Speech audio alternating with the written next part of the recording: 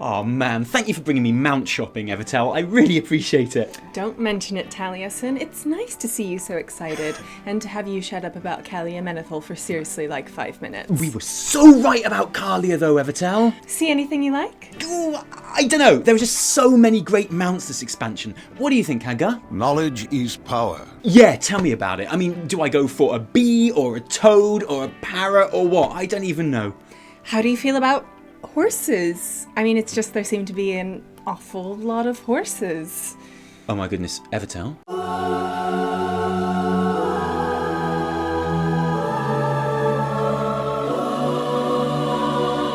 It's the most beautiful thing I've ever seen. I want it. Can I have it? I mean, I don't see why not. Let me just check the price tag. And holy shit, this mount costs 5 million gold, Taliesin. Yeah, but you said I could get anything I wanted. No, Taliesin, that's ridiculous. Not even as a birthday and Christmas present combined? Not even for every birthday and Christmas combined.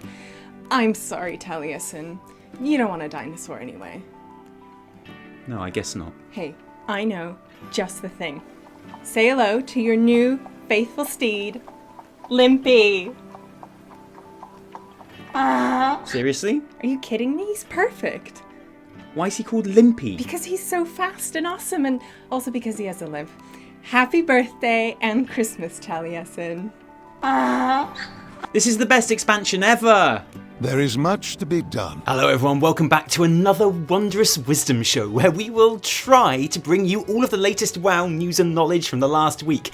And I say try, because we are at the stage now where the updates and happenings and controversies and the build up to Battle for Azeroth are coming so relentlessly that covering all of the news is getting increasingly difficult. In fact, it's weeks like this that make us incredibly glad that this show even exists, so that we don't have to scramble to make individual videos for every single little thing, and instead collect it all together to present to you in one glorious whole.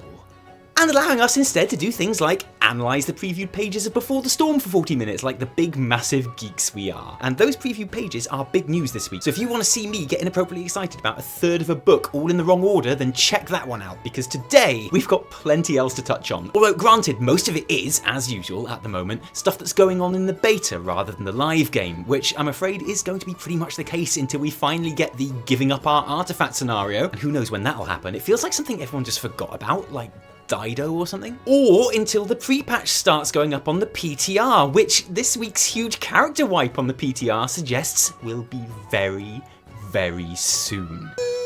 So I want to start with the most obvious and startling changes to the game world in the current beta build, the aftermath of the events in Teldrassil and Lordaeron, to reflect the devastation left behind after those pre-patch events. You've probably already seen the image of Darnassus in flames before, but nothing quite prepares you for actually arriving on the coast of Darkshore and actually seeing it in all its Tika-torch glory. Embers floating through the air, dead roots bobbing limply in the sea. It looks stunning and it feels big, which you have to say is something that Blizzard have become really good at recently, with the likes of Argus in the sky, the sword in Silithus, these massive, I want to call them statement changes to the world. They're impressive, they're meaningful, and when they happen one at a time in different locations and are backed up by the progressing in-game story, then they play to the strengths of a perpetual theme park MMO much better than all-encompassing, sweeping changes like Cataclysm. A game world which is 14 years old has to change and evolve, and I think Blizz may have finally nailed how to actually do that. So it looks great, and yeah, it's a background rather than an in-game model. You can't fly up to burning Darnassus like you can the sword, because it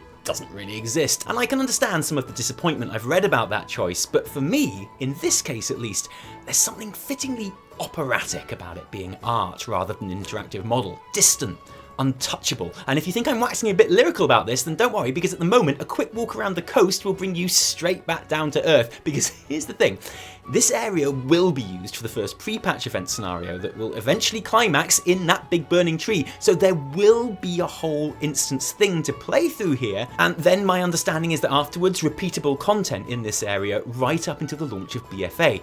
But obviously that's still to come. So at the moment you just have all the usual NPCs going about their business perfectly normally under the shadow of the end of days, cheekily offering to teach you how to tame battle pets the same as ever as the still glowing ashes of Darnassus settle in their pitiless hair. I've got a feeling this will all change soon though, so by the time you're watching this video, it may well be the case that this scenario is playable and we'll finally know the exact details of how Teldrassil meets its fate. But what about the fate of the city at the heart of the other big pre-patch, Lordaeron? And the Undercity. Now, this we do know a lot more about as the scenario has been in place for weeks, and the last we saw it, Sylvanas and the rest of the Horde, minus Sourfang, were making their retreat. So if you're an Alliance player, maybe you're thinking, cool, we've retaken Lordaeron, perhaps we're using it as a useful strategic military base, or maybe people have even started moving back in and are beginning to rebuild. Maybe Lordaeron is taking its first tentative steps towards once again becoming the glorious city it was back in Warcraft 3. Well, no, it's a dead burning hellscape, because of course as the Horde left,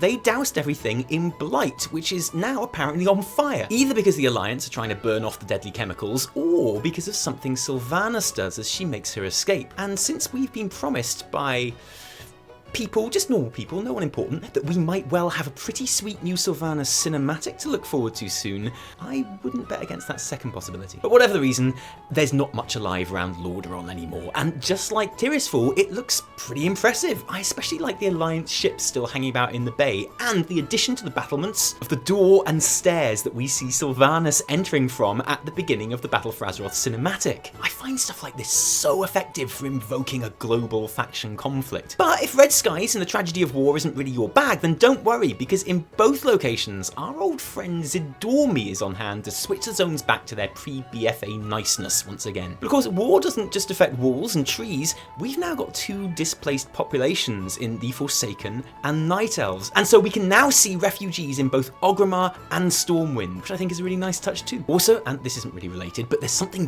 very exciting to me about seeing Kul Tiras ships pulling into Stormwind Harbour. Look, I said I'm pretty geeky about this stuff sometimes, okay? And all of this is as it should be. There's a real sense of this being a war that is happening not just on the new continents we'll explore as part of the expansion, but also in the old world, having an impact on more familiar landmarks and locations too, which is something Blizz are going to need to keep on doing if the faction war as a main plot line is going to work. Warfronts are obviously another vital part of showing the war raging in the old world, and it would seem that another way that Blizzard are hoping to keep the literal battle for Azeroth tangible for players is through the mission tables. Don't look at me like that, this is good, I promise. Because yes, mission tables are still just abstract operations that you send your followers on, but at least in Battle for Azeroth, there seems to be some effort being made to at least spice up the lore behind the missions that you yourself aren't taking part in. It's nothing major or vital to the overall plot of the expansion, but at the very least it should make for some pretty interesting reading, as the mission text tells you about areas of the map being fought for and changing hands that will mean something to players who are familiar with those zones, and which elevates the writing associated with the mission table in previous expansions, if you read it. Which I know you won't. What I'm saying is,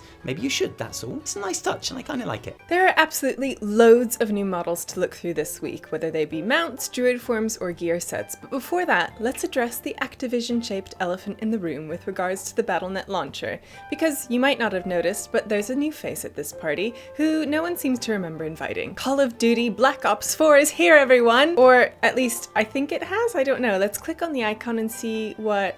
Oh, right. Okay, the game itself isn't here, it's just a pre-order right now. Wow, it looks great. Okay, fine. You know what? I don't think I'm really the target audience for a Black Ops game, and it would seem that I'm not alone when you consider that this multiplayer trailer video that has been served to the tens of millions of people that use BattleNet daily has been viewed less than 4,000 times, and the highest rated comment on it is, how do I remove this cancer from my launcher? But look, it's easy for me to make fun of a game that I don't play, isn't it? And just because my whole launcher may as well be one giant WoW button and one slightly smaller but still pretty giant, if slightly dusty Hearthstone button, that doesn't mean I can't say I'm surprised that more big Activision titles are finding their way onto the launcher. It's not all that obnoxious yet, not yet. Right, let's look at some mounts, because we've got a whole ton of new ones in the latest beta build. Are you excited? I know, right? Me too! Hey, like Warfronts? Well, how about riding into battle on your very own Warfront mount, the Highland and Broken Highland Mustang? You still excited? Yeah, I know, they get better, I promise. Hey, you like island expeditions? How about running around collecting Azerite on your very own island expedition mount, like the Twilight Drake recolor, or the Jade Serpent recolor, or the Draenor Yeti thing recolor, or the Parrot recolor, or the, oh thank goodness, now you're talking, Surf Jelly thing. Hey, you like getting 100 exalted reputations? Well, how about showing everyone when you've got them with the Spectral Phoenix. You like blood-sucking ugly tick things? We've got you fam, or rather the Uldir Raid Meta Achievement has got you covered for all your blood-sucking ugly tick thing needs. You like massive dinosaur mounts which cost 5 million gold? Because this is also now a thing. Yes, that's right, the Reigns of the Mighty Caravan Brutosaur is your new vendor mount in Battle for Azeroth, setting you back gold, which has a real-world value right now of around $500 US if you play on North American servers, and begs the question, can a mount possibly be worth 5 million gold? Well, obviously not, because for 5 million I expect it to be covered in more gold than the Pope taking the elevator in Trump Tower, and I expect it to be able to cook, sing, and do my taxes too, which would actually be really easy after I've bought the mount because there will be no gold to count because I will have no more gold. It can't do any of those things, but it is a massive dinosaur, which is something, and it has an auctioneer on it, which is pretty handy too. It's certainly a very useful and desirable mount, I'll give it that. And 5 million gold isn't an impossible amount to raise in game these days by any means, and I know players who will be really thankful for the excuse to have a reason to be really pushing their gold making in the time left before the new expansion, so they can buy it, and that's actually pretty cool. People play this game in any number of different ways, and it's been a while since the gold makers had something for them. And if you fall a bit short of 5 million gold in August, then there's always the Palehide Direhorn, which is a snip at 1/10 of the price. If you're more a reputation kind of guy, then we've got mounts for you too. The Dune Scavenger from Vol'dun, Goldmane's Reins from Stormsong, my own personal favourite, the chewed-on reins of the terrified pack mule from Drustvar, and from Nazmir the— No, we've talked about this before. No, absolutely not. And these new beasties are not just for riding, they're also for polymorphing, because mages will be able to polymorph enemies into a bee in BFA. This is not a drill, people. Stop what you're doing and reroll mage instantly, because you can polymorph people into bees. Basically what I'm saying is CC in dungeons is making a comeback because your mage will be CCing literally anything they can. There's gonna be bees everywhere. It'll be like My Girl, but without the tragic death of Macaulay Culkin, but still fun, I promise! But it's not just riding and polymorphing either, because as promised, last week got loads of new animal families to tame in BfA too. Not just the unicorns we talked about last time, but also toads, trilobites, pterodax, wasps, and eels. Oh, this is too much, I love it. Like, seriously, how cool is your hunter going to look with all these new pets by their side? Well, even cooler than you think, because you'll have your new combat-ready poses making you look extra specially cool. And if you're really lucky, maybe you'll have also done whatever it turns out you'll need to do to pick up the new cosmetic Waste of Time belt. And then you'll be as cool as it's possible for any in-game character to be, because we are all just going to sit here and appreciate how cool and high-res and 3D this belt is, and enjoy its punny name, and we're all just going to collectively agree to ignore the swinging pendulum that will be hanging from your crotch as you wear it, okay? We're all just going to agree that we will never find this funny. Alright? We're better than that, people. This is not funny. I don't even know why you think this is funny. But the animals in Battle for Azeroth aren't just for riding or polymorphing or taming. They're for actually becoming too, because we have our Kul Tiras druid aquatic form. The bad news is it's not the hippo I decided we all wanted, because Blizzard are officially the worst company in the world.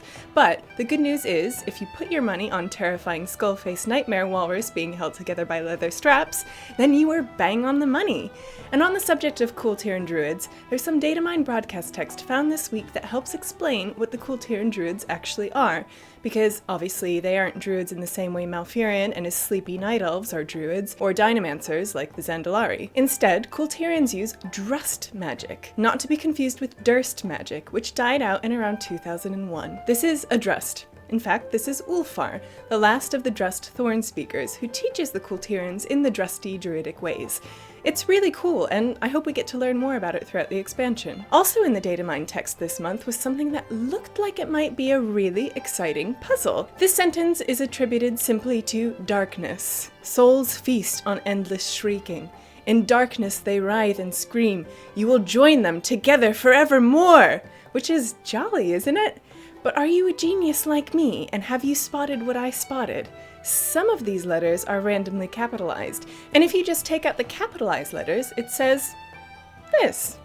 Which, means nothing, but maybe it's an anagram. Oh my god, maybe it says something like N'Zoth is behind you. This could be massive. I'm going to solve your riddle, Blizz. I'm gonna Dan Brown the shit out of this and unlock the secrets of this expansion before it even starts. It genuinely took me half an hour to realize it probably just says seek knowledge, and now I feel a bit annoyed. Any other guesses? It's gotta be better than that, surely. And lastly today, something that I can barely wait to talk about, the Battle for Azeroth Pathfinder achievement. The tasks that you will need to complete on Kul Tiras and Zandalar before you can unlock flying in those zones. Pathfinder has been in the game ever since Warlords of Draenor. It was born out of Blizzard's backtracking on there being no flying in Warlords due to the player base outcry, and like in that expansion and Legion, will almost certainly come in at least 2 parts. And that is to say, it's unlikely that this achievement is all you'll have to complete to unlock flying in Battle for Azeroth. And part 2 will come later in the expansion, most likely patch 8.2. And it's basically the least surprising thing that's ever happened that it makes a return in Battle for Azeroth. Even so, it's difficult to think of a subject in the whole of World of Warcraft in the last 4 years which has been as controversial as Pathfinder, or stirred up such strong emotions. So just imagine, for a moment, if Pathfinder didn't just exist on beta, but required you to complete the questing achievements in Kul Tiras and Zandalar. As in, you need to max out a Horde and Alliance character if you want to unlock flight in BfA. Well, actually, you don't have to imagine, because that's exactly what the achievement text says. Complete the Kul Tiras and Zandalar achievements listed below. And now look, even the most vehemently anti-Pathfinder stalwart didn't take that to mean that you have to complete it on Horde and Alliance. And I know, because I really looked for someone who did, because frankly it would have made this next bit a lot funnier, but I'm telling you right now, there is no way that is going to be the case. Either it's a beta bug, as Wowhead suggests, or you complete the opposing faction's achievements when you go to their continent as part of the war campaign. You're not going to have to do it on Horde and Alliance, that's what we're saying. And everyone understood that what we are looking at here is your standard Pathfinder Part 1 achievement. The exact thing that we were all expecting. The exact thing which is now a baked-in part of the game. So, luckily, it was surprisingly calm on the forums, because, like it or not, it's exactly what we expected, and honestly, I don't think even the most hardline anti-Pathfinder player, in all honesty, was really expecting any different. And actually, as Pathfinders go, to be honest, it could have been a lot. No, it was a shit show. Obviously. Not this shit again! Can Blizzard please sell the rights to WoW to a company that doesn't suck? There's nothing better to keep your customers in line than to continue being spiteful pricks to them. Right, so another dreary laundry list of chores even worse than Legion. Punishing players as a game design compromise isn't a compromise, it's a spiteful slap in the face. It's like the stupid train ran full speed into every idiot developer at Blizz. Okay, so the thing is, you know what? You win. My sub runs down in a little less than 6 hours and I'll go spend my time with better games, so congratulations and lick you. I used to like this game just fine until the current nitwit devs took over. Blizz have decided that they don't want me to fly in the first half of the X-Pack, so I've decided I don't want to give them money for the first half of the X-Pack. Bye! Okay, so the achievement is the same as it always has been, and so is the debate surrounding it. Now, I know this is a subject and a debate with many different sides and facets, and I know that it's something people care deeply about, so I'm just going to be brutally honest right now. I like Pathfinder. I like not being able to fly at the beginning of an expansion, and I like having to complete the achievement to unlock flying further down the line, because I like playing the game. I like having things to complete and to do in the game. I like the rewards for doing those things to be quite good, and flying is quite good. Look, if I could buy flying with gold when I hit max level, would I? Yes, of course, because I'm a human and I always take the path of least resistance. But would I have as much fun as doing Pathfinder? No. Absolutely not. It's not like it's a hard achievement to unlock, is it really? Unless you actually do have to do it on Horde and Alliance. But obviously that's not the case. I mean, that's definitely not the case, right? That's definitely not the case. And I'm not disregarding your opinion or your very valid and truthful reasons for disliking Pathfinder. I'm just giving you my completely subjective feelings on the matter. I would be sad if they got rid of Pathfinder, and I'm happy to see it here. I'm especially happy to see it without any treasure collecting bits like in WoD. That sucked, that was shit. I've got a feeling this subject is going to crop up again and again, so I hope you don't mind if I just leave it there for now. Oh, there's just so much to get through at the moment. Honestly, like and the problem is it's not even coming in like really big dumps anymore. It's just like, because, you know, I hate it when it doesn't come in big dumps. As a creator, one thing we really love is a big old dump of stuff just boom, for us to pick through, for us to rifle through and find the good stuff, find the gems in the big dump. Like that bit in Jurassic Park. Yeah, exactly. But it hasn't been doing that. It's been kind of like... kind of like pebble dashing. But lots of it, like multiple pebble dashing the whole time. I'm sorry, I started this. If you don't follow us on Twitter, here's a really, really good reason why you should follow us on Twitter, is because on Monday we launched a competition for you, viewer or Twitter follower, to win a beta key. We got 60 beta keys to give away, given to us by lovely old Blizzard. Good old Blizz. Given to us to give to you. We're like the middleman. Yeah. We're the thing that you normally want to cut out. But we're here anyway. Tough shit. And we were only allowed to start this competition on Monday, which means obviously it bypassed last week's weekly reset. We did do a reminder at the very end of our last video, but that was 40 minutes long, so you might not have made it there. If you're watching this on the day it's released, which in fairness, most of you will, then you have but hours to complete this competition. Yes. If you would like to win a beta key, you are to create a hilarious caption to this image, featuring Anduin and Saurfang and our very own player character, Dark Iron Dwarf, in the middle there. And you are to email that caption to Taliesin and Evitel at gmail.com with the subject line caption. Just caption. Yeah, and here's why it's a race against time and why you may already be too late, depending on when you watch this video. Because the closing date for this competition, we have to give these keys out on Monday the 21st. We do. So the closing date is 11:59 p.m. GMT, that's British time, on Sunday the 20th of May, that month that it is right now. And win that beta key. Yeah. Or beta key, depending on where you happen to be in the world. Yeah.